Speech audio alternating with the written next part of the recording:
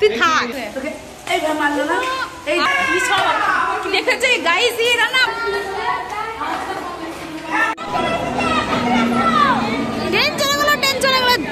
তো ফাইনালি আমরা চলে এসেছি এখন গুপ্ত বৃন্দাবনে। তো আমরা এখন নবদ্বীপে আছি।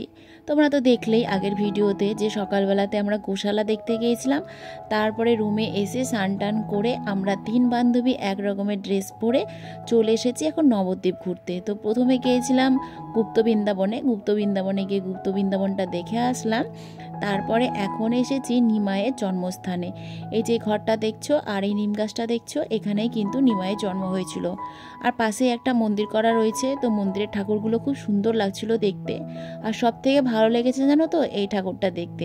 ঠাকুরের কাপড়টা এত সুন্দর করে পরানো ছিল, আমার না ভুল হয়ে গেছে জানো তো, ভেতরে উঠে না ভিডিওটা করতে হতো, তাহলে তোমরা বুঝতে পারতে ঠাকুরটাকে কত সুন্দর করে শাড়ি পরিয়েছিল।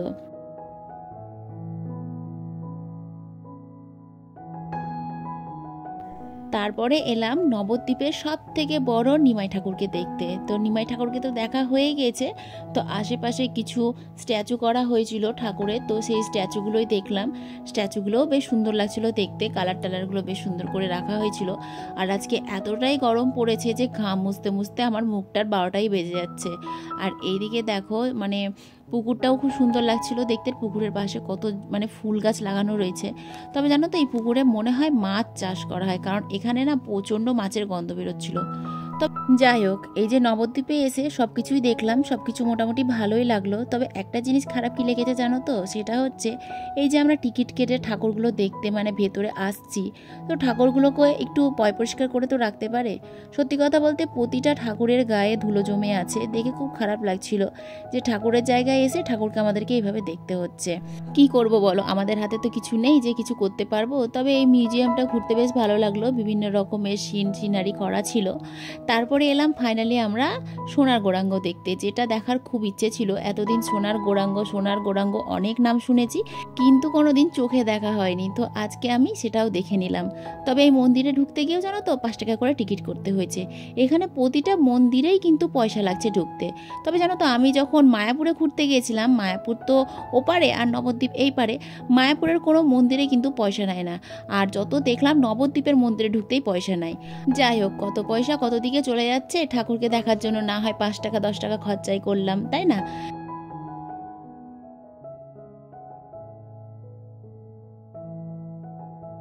এইদিকে প্রায় 1 থেকে 1.5 ঘন্টার মধ্যে আমাদের কিন্তু সমস্ত মন্দির দেখা হয়ে গিয়েছে। তো আমরা এখন টোটো নিয়ে টোটো স্ট্যান্ডে চলে এসেছি। আর টোটো থেকে নামতে না নামতেই দেখো মুষলধারে কিন্তু বৃষ্টি শুরু হয়ে গিয়েছে। তো কি করব, পাশে একটা গ্যারেজ ছিল, গ্যারেজে এসে বসলাম। তবে আজকে কি হয়েছিল জানো তো, আমার জুতো হারিয়ে গিয়েছিল। আর জুতোটা হারানোর জন্য না আমার খুব মনটা খারাপও হয়ে গিয়েছিল। তারপরে যাই হোক জুতোটা আবার খুঁজতে বেরোলাম আমি আর হচ্ছে মানসী। তো মনের একটা জোর ছিল বা আশা ছিল যে জুতোটা আমি খুঁজে পাবো। সত্যি বলতে আমার মন যেটা বলে সেটা 100% ঠিক না হলেও কিন্তু 80% ঠিক হয়ে যায়। একটা আশা ছিল যে জুতোটা খুঁজে আমি পাবো। তো সত্যি এত ভিড়ের মাঝেও কিন্তু আমি জুতোটা খুঁজে পেয়েছি। আর যেই টোটোতে আমরা এসেছিলাম সেই টোটো করেই গেলাম, দিয়ে রাস্তা রাস্তা খুঁজতে খুঁজতে অবশেষে দেখলাম একটা তোমার হচ্ছে গ্যারেজের কাছেই জুতোটা পড়েছিল। আসলে খালি পায়ে মন্দিরে ঢুকতে হচ্ছিল, তো কতবার জুতো খুলবো, তাই জুতোটাকে আমি কিন্তু টোটোতেই রেখে দিয়েছিলাম। আর যেহেতু আমাদের সঙ্গে অনেকগুলো বাচ্চা ছিল, তো তারা হয়তো খেলাধুলো করতে গিয়ে জুতোটা হয়তো কখন ফেলে দিয়েছে, তারাও দেখেনি বা আমরাও তো দেখিনি। তারপরে যখন পড়তে যাচ্ছি তখন দেখছি আমার একটা জুতো আছে, একটা জুতো নেই। তো নতুন জুতো, আর সেই কারণেই ধরো আরও খুঁজতে গেলাম। পুরনো হলে না হয় আর একটা কমাসমা পায়ে কিনে নিয়ে চলে আসতাম। যাই হোক জুতোটা পরে তারপরে আমরা কিন্তু আবার মায়াপুরে চলে এসেছি। মায়াপুরে এসে আমরা সবাই মিলে গিয়েছিলাম একটা হোটেলে খেতে। যে যা ইচ্ছে হলো খেলো, কেউ বিরিয়ানি খেলো, কেউ ভাত খেলো। মানে বাচ্চারা বিরিয়ানি খেয়েছে আর আমরা বড়রা কিন্তু ভাত খেয়েছি, সবজি ভাত। খাওয়া দাওয়া করে রুমে আসতে না আসতেই দেখো কি জোরে বৃষ্টি শুরু হয়ে গিয়েছে। তবে আমার বর আর সুব্রতদা কিন্তু ওরা দুজনা খায়নি, খেয়েছি শুধু বাদবাকি সবাই আমরা, ওরা দুজনাই বাদ ছিল। তো জানালা দিয়ে বৃষ্টি দেখতে খুবই ভালো লাগছিল। আর পাশেই না একটা টিনের চালা করা ছিল জানো তো, মানে দোতলার ওপরে। তো টিনের চালার ওপরে যখন বৃষ্টিটা পড়ছে আর ঝমঝম করে আওয়াজ হচ্ছে, এত সুন্দর লাগছিল তোমাদেরকে কি বলবো। তো আমরা 2 বান্ধবী মিলে এখন আবার বেরিয়েছি বিরিয়ানি আনতে। তো কি কারণে বিরিয়ানি আনতে বেরিয়েছি চলো সেটা তোমাদেরকে বলছি। দাস হয়ে ঘোষের বিরিয়ানি খাবে। হ্যাঁ, আমার বড় দাস, ওর বড় দাস, আর দুজনেই খাবে হচ্ছে ঘোষের বিরিয়ানি। ঘোষের বিরিয়ানিতে যে কি মধু আছে যে ঘোষের বিরিয়ানি ছাড়া বিরিয়ানি খাবে না। আর এই ঝমঝম করে বৃষ্টি পড়ছে, এর মধ্যে আমাদের দুজনকে পাঠিয়েছে বিরিয়ানি আনতে। ভাবো, ওদেরকে যখন বললাম যে চলো গিয়ে একসঙ্গে খেয়ে নাও, খেলো না। এটা তারামা রেস্টুরেন্ট, খেতে বললাম খেলো না, বললো খাবো না, খিদে লাগেনি। আর এখন বলছে কি যাও বিরিয়ানি নিয়ে আসো। এই বৃষ্টিতে ভিজে ভিজে দেখো দুইজনা এখন বিরিয়ানি নিতে এসেছি। মেঘ চমকাচ্ছে, ভয়ও লাগছে। বাবারে বাবা, জীবনে কোনোদিন বৃষ্টিতে আমি বের হই না, আর এই বরের জন্য আমাকে এখন বের হতে হলো বিরিয়ানি আনতে। তো ঘোষের দোকান থেকে খুঁজি কোথায় ঘোষের দোকান। আমাকে বলেছিল 2 প্লেট বিরিয়ানি আনবে, তো আমি দেখলাম 2 প্লেট বিরিয়ানি নিয়ে গেলে কিচ্ছু হবে না, তার কারণ বিরিয়ানি দেখলে তখন সবাই খেতে বসবে। তো সেই কারণে আমি 4 প্লেট বিরিয়ানি নিয়ে গেছিলাম। তারপরে সবাই মিলে খাওয়া দাওয়া করলাম। খাওয়া দাওয়া করে এই যে বিকেলে এখন একটু কেনাকাটা করতে বেরিয়েছি।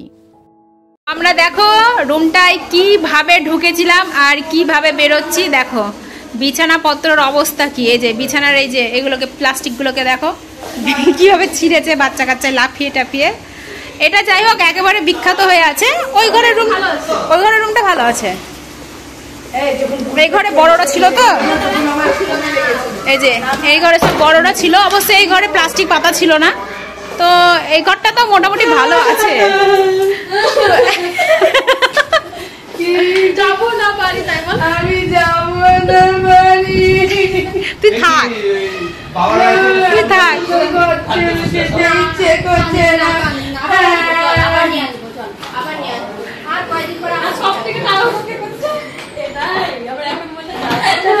হ্যাঁ, ওর নাকি খিদা পেয়ে গেছে, মশলা মুড়ি খাবে। বলছে মশলা মানে রাগটা কন্ট্রোল করে নাম না, তাহলে আমিও বসিয়ে দিতাম। কাকে? কখন মেরেছিল গুলটি তোকে? এইভাবে মারলো না, আমাকে আমাকে আমাকে তো ওইভাবে তোকে মেরেছে, তুই আমাকে দেখাচ্ছিস না? ওইভাবে লাগলো না আমার, তুই গুলটিকে মেরে দেখা। দেখেছে গাইস, এরা না মারা সুযোগ পেলে শুধু আমাকে মারে।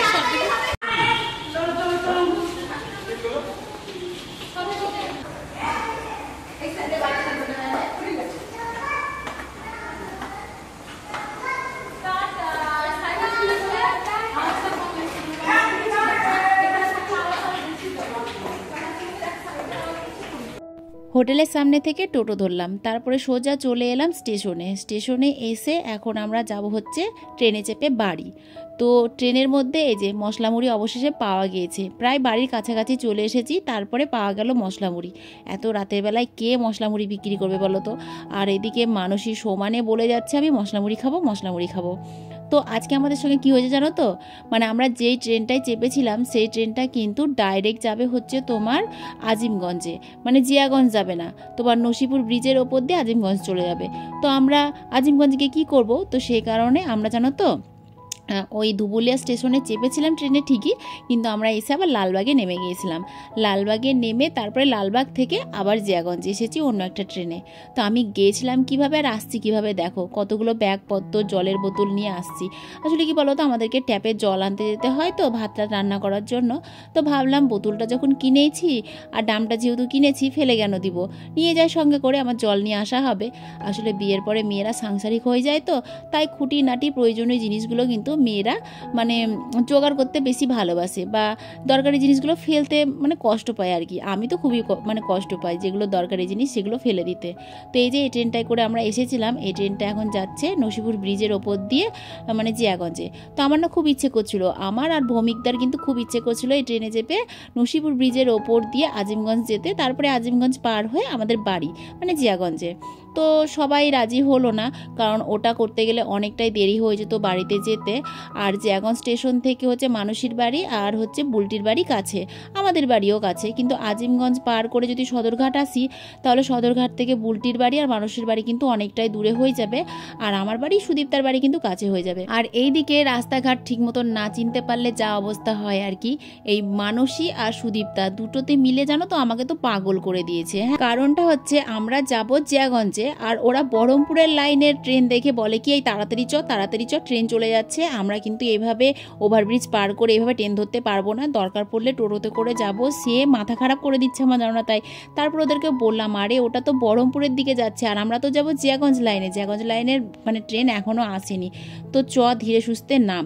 তারপরে এই যে ধীরে সুস্থে নেমে এক জায়গায় বসলাম, বসে সবাই মিলে একটু চাটা খেলাম, গল্প গুজব করলাম। হ্যাঁ, আর আমাকে দেখতে পাচ্ছ দেখে কি লাগছে বলো তো, মনে হচ্ছে যেন সেই ইরানি বসে থাকে না চশমা টশমা নিয়ে, সেই ইরানি লাগছে।